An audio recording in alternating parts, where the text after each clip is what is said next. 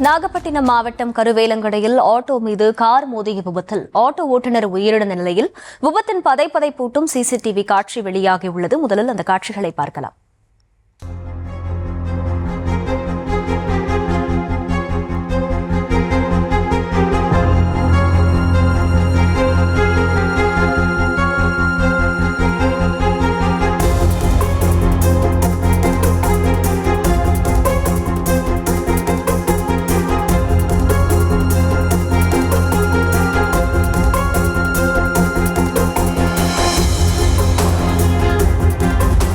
விவரங்களை செய்தியாளர் லெனன் வழங்க கேட்கலாம். லெனன், வணக்கம். எப்போது இந்த விபத்து நிகழ்ந்தது? போலீசாரின் முதற்கட்ட தகவல்கள் என்ன?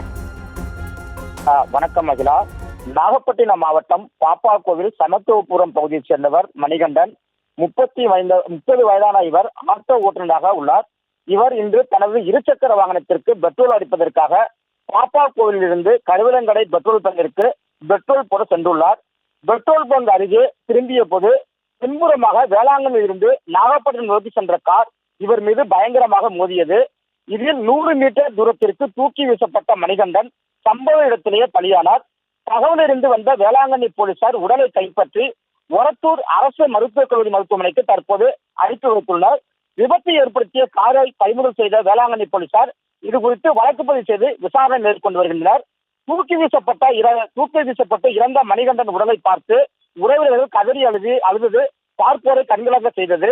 இருசக்கர வாகனம் மீது கார் மோதி மணிகண்டன் தூக்கி வீசப்படும் அதிர்ச்சி காட்சி தற்போது பெட்ரோல் பங்கில் இருந்த சிசிடிவி கேமராவில் பதிவாகியுள்ளது.